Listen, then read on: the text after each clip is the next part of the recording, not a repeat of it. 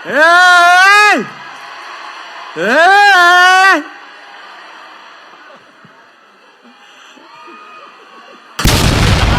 Pasensya na ho kung medyo nag-antay ho kayo. Marami pa po kasi kami dinaanan. Salamat po. Alam ko na ho, excited kayo. Kausapin ko na itong mga kasama ko. Unang-una po, palakpakan po natin ang ating House Speaker, Ferdinand Martes Romualdez Jr. Siyempre, nandiyan din po si Senator Bong Revilla. Kasama ko rin po ang isa sa mga kandidato na inanunsyo ng Pangulo sa pagkasenador, si Congresswoman Camille Villar. And your very own Congresswoman Lani Mercado Revilla. At sa mga congressman po ng Agimat Party List at ng mga anak po ni Senator Bong at Congresswoman Lani, palakpakan po natin. And of course, ang 200 mga congressman, late lang ho yung iba, palakpakan po natin. Importante po yung mga yan. Anyway, hatid po namin ang maganda pong programa ng pamahalaan. Ito pong ISIP, scholarship po and incentive program ng pamahalaan. Ito po ay nabuo. Konsepto po ito ng mahal na Pangulo Ferdinand Marcos Jr. At magtutuloy-tuloy po ito, promise. Kung ikaw ay first year hanggang fourth year, meron kang ayuda mula sa pamahalaan. Ngayon po, initially may tatanggapin po kayong 5,000 at mga bigas. So palakpakan po natin ang gobyerno. And syempre, tuwing po may mga servisyo fair, kasama po natin ang speaker dahil siya po ang namamahala, nagpapatakbo po nito. So ito pong programa na ito, sabi niya magtutuloy-tuloy po ito. Kung ikaw ay scholar, ikaw ay first year, hanggang fourth year, makakatikim ka ng incentive na ito. Every year, 15,000 po. Pwede po ninyo gamit sa kung ano mang gusto ninyo bilihin. Alright, at anyway, maraming salamat po sa mainit na pagsalubong. Good afternoon po. Ako po Sir Erwin Tulfo, ang kakampi po ng mga inapi. Once again, palakpak po natin, Congressman Erwin Tulfo! And now, bakoray nyo para magbigay ng mensahe sa inyo. Galing po ito sa napakaganda, napakamait, Congresswoman Camille Villar! Hello po, magandang hapon po sa inyong lahat. Maraming salamat po sa mainit na pagtanggap nyo dito po sa Bacoor, kapitbahay po ng aking bayan na Las Piñas City. So, syempre, nais ko pong batiin at pasalamatan ang talagang nag-conceptualize at nagsigurado ng serbisyo na ang ating gobyerno ay mailapit po sa inyong lahat. Si Speaker Martin Romualdez, ang aming napakasipag at inspiring na leader sa Kongreso. Siyempre, nais ko rin po batiin ang minamahal nating senador mula sa Cavite, Senator Bong Revilla. And ang inspiration po sa akin, ang ina ng Bacoor, Congresswoman Lani Revilla. Andyan po rin ang Agimat Party List Representative Brian Revilla. Andyan po si Congressman Jolo. And nais ko rin po batiin si Mayor Strike Revilla and si Vice Mayor Rowena Bautista Mendiola. And, syempre, ang talagang idol natin, ang kakampi natin, ang kasama ko po sa Kongreso, ang ating ACT-CIS Party List Representative, Erwin Tulfo. So, gaya niyo po, idol ko po siya. And, napakasaya ko po na dito sa event na ito, nakita ko na maraming kabataan ang matutulungan. So, sana po itong tulong na ibinibigay natin ngayong hapon ay talagang will go a long way and makakaasa po kayo na kasama po ang ating mahal na Pangulong Ferdinand Bongbong Marcos, ang ating House Speaker Martin Romualdez, kami po lahat na kinatawan sa Kongreso, lahat po kami dito, talagang sisiguraduhin namin na tuloy-tuloy po itong tulong para lahat kayo ay makapagtapos, makahanap ng trabaho at talagang siguraduhin natin na makamit natin ang lahat ng ating mga pangarap. Sama-sama po tayong lahat. So yun lamang po, napakasaya ko po sa pagkakataon na makasama kayong lahat. Sana magkita-kita po tayo muli sa mga graduation nyo. Muli mabuhay kayo at magandang hapon po sa inyong lahat. Once again, palapakan natin Congresswoman Camille Villar. And now, to give the message coming from the dear friend and the loving tender care mother of the city of Bacoor, the initiator of Alagang Ate Lani, then the creator of Love My Bacoor, 2nd District Legislative Representative of Cavite. Bigyan po natin na masigabong palakpakan, lingap, aksyon, nganay at inspirasyon, Congresswoman Lani Mercado Revilla! Hello, Bacoor City!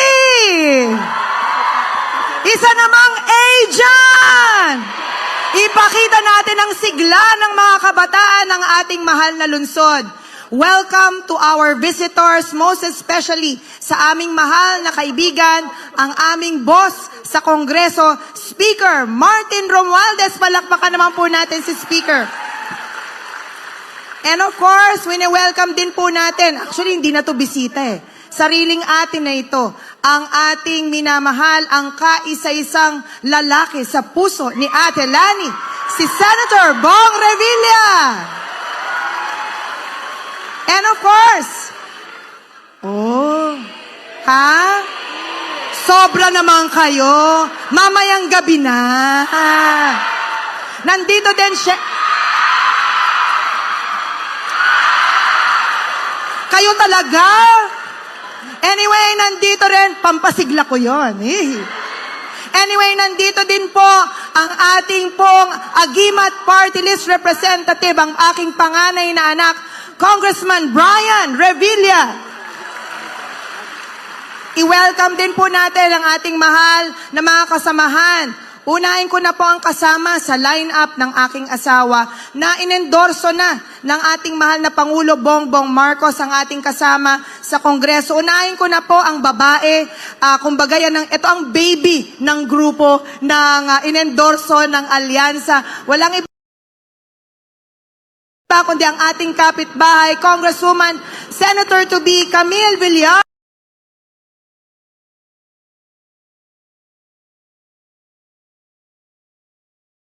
Palakpakan po natin. Ito, sabi ni Senator Bong, na-intriga tuloy ako, kababayan din natin ito. And dito po, kayo suportahan nyo to. Pag hindi nyo to sinuportahan, patutulfo ko kayo, Congressman Erwin Tulfo!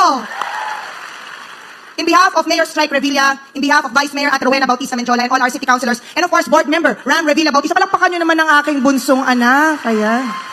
Sa lahat po ng ating nandito pa lang ating mga city councilors. City councilors, please stand up. Ayan. Palakpakan po natin ang mga city councilors ng lungsod ng Bacoor. Ayan po sila. In behalf of the city government of Bacoor, we welcome all of you to the marching band capital of the Philippines, the city of Bacoor. And I present to you, my classmates in Congress, the 5,000 recipients of ISIP. Ito po yung Integrated Scholarship ay incentive program ng ating mahal na Presidente Bongbong Marcos. At ang brainchild nito ay walang iba kundi ang ating mahusay, masipag, punong-puno ng malasakit, Speaker Martin Romualdez. Palakpakan naman po natin.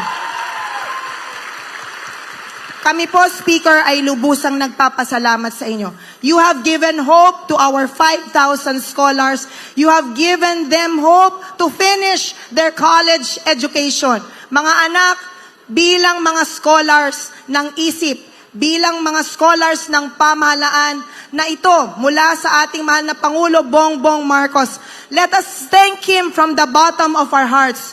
Use your social media accounts to thank the President. Dahil marami po sa amin sinasabi, naku, yung bagong Pilipinas Caravan na yan, pampolitika lang yan. Mind you, itong programang ito, 1 taon na pong umiikot. Simulat sa poll na binoto natin, si BBM, umikot na ang bagong Pilipinas Caravan sa iba't ibang mga lalawigan ng ating kapuluan. Luzon, Visayas, and Mindanao.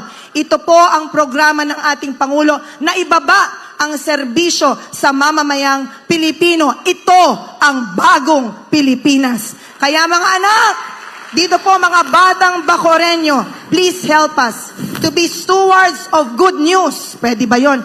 Ayaw na natin ng bad news. Ayaw na namin ng awayan. Gusto namin nagsasama-sama, nagtutulong-tulong. Kung ang ating sigaw sa Bacoor is to love my Bacoor, dahil at home ka dito, ipakita natin na mahal natin ang ating mahal na Pangulo, ipakita natin na mababait ang mga Bacooreno at sumusuporta sa ating mahal na pamahalaan dahil tayo ang bagong Pilipinas, tayo ang bagong Pilipino. Maraming salamat po. Once again, Congresswoman Lani Mercado Revilla. Senator at mananatiling Senador ng Pilipinas, mag-ingay! Senator Bong Revilla Jr. Bacoor! Kamusta na kayo? Alam nyo, pang-apat na entablayo namin.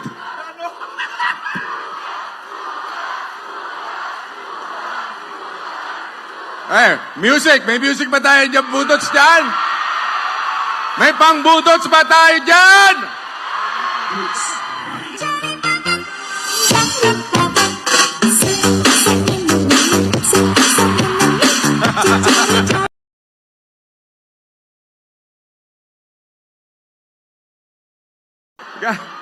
Mga kababayan, mga Bacooreño, tanggalin ko na yung salamin ko.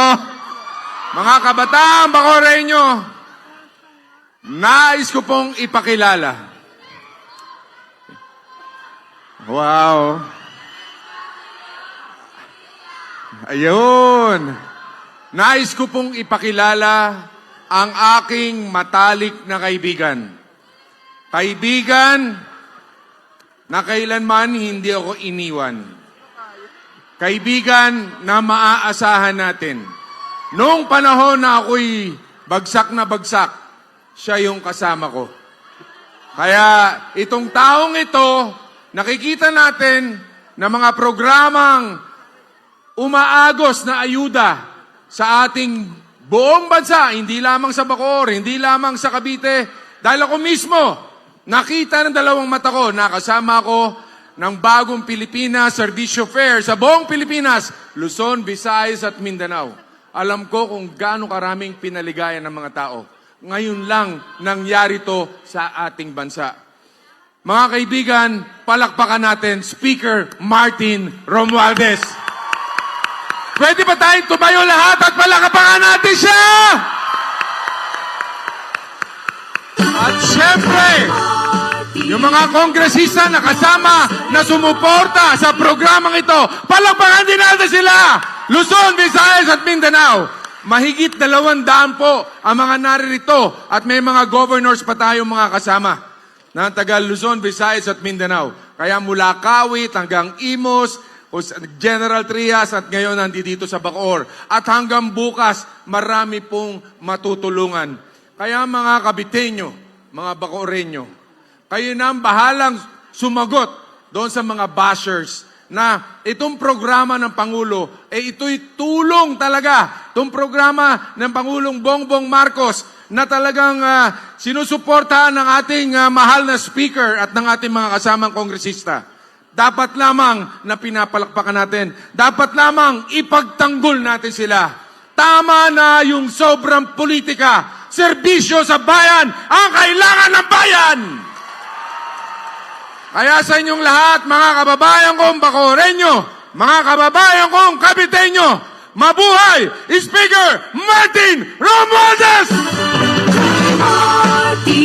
Martin Romualdez kay Martin, Martin Romualdez kay Martin, serbisyong pagkatanda. Maraming salamat, Senator Bong Revilla, ang mahal kong kaibigan. Siya rin, hindi niya ako iniwan. Nung nakaraang bagyong Yolanda, hey! Hey!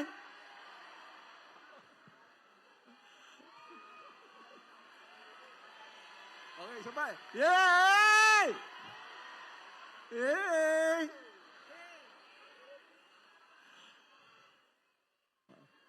Sinasabi ko lang, hindi rin niya ako iniwan nung duman yung Typhoon Yolanda sa Tacloban. Yung buong Revilla pamilya at lahat po kayo. Okay?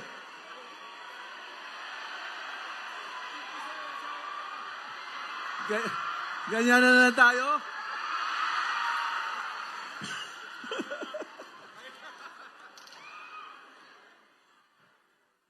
Wala yung asawa ko eh.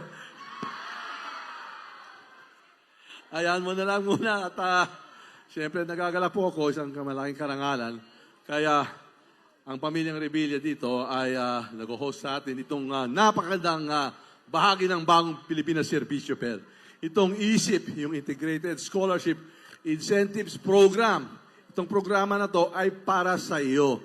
Kayo po mga estudyante, kabataan, kahit sa totoo lang, matagal na siguro nadinig mo na kayo po, ang kabataan, ang mga estudyante ay pag-asa ng Republikang Pilipinas.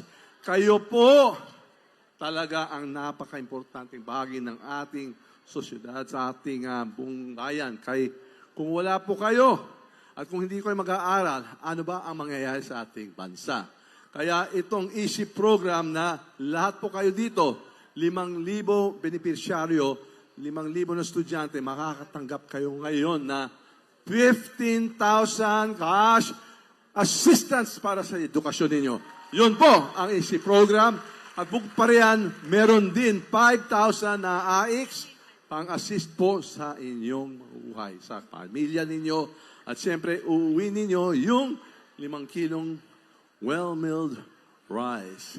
Yun ang handog po natin, ang ating kongresista. Kahit kung wala po sila, hindi natin mailalaan itong budget o itong pondo para ipapagawa itong napakandang programa.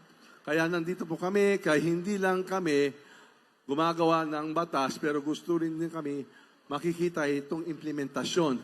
At siyempre, gusto rin natin makikita kung happy kayo.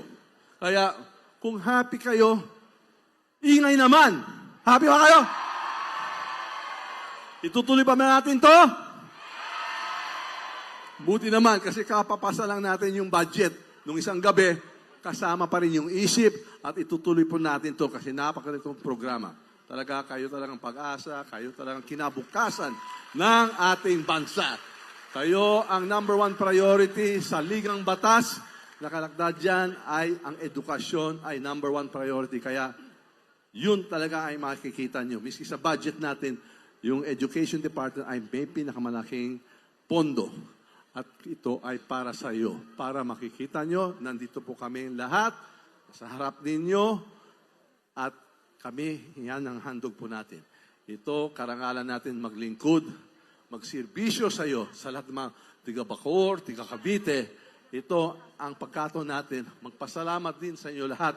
Kaya kayo po rin ay naghalal sa atin. At dito naman, meron tayong mga ipapasok din natin sa Senado. Mga kasama sa Kongreso. Ayan yung Deputy Speaker natin, si Congresswoman Camille Villar. Parang estudyante pa, no? Napakaganda, napakabata. Siya magiging boses nyo sa Senado. At siyempre, sa pangkaibigan ko, isumbong mo kay Tulfo o kakampi na inaapi, the one and only our Deputy Majority Leader, Congressman Erwin Tulfo. Sila po, itong 19 Congress, talagang masisipag sila. Kasama tayo dito. Yung isang gabi, bago pinasa natin yung budget, nagpuyat-puyatan pa kami. 3:00 kami nag-adjourn. Kaya hindi talaga natin hindi pwede tayo magmintis dito sa trabaho natin. Kailangan tuloy-tuloy. Kaya kayo talaga ang inisip din natin. Kaya tawag din natin sa program natin isip kasi parati kayo nasa isip natin. Kayo talaga ang minamahal natin. At kaya nandito kami. Palagay ko, gutom na rin kayo.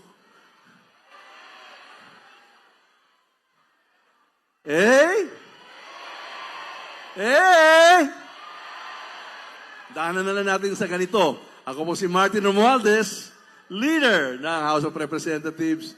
Handang-handa ako at ang 19th Congress maglingkod, magserbisyo sa iyo, at handang-handa kami makinig sa hinay ninyo. Maraming salamat, Bacoor! Mabuhay ang Cavite, mabuhay ang Pilipinas. Hey! Once again, palakpakan po natin, Speaker of the People, Attorney Gordon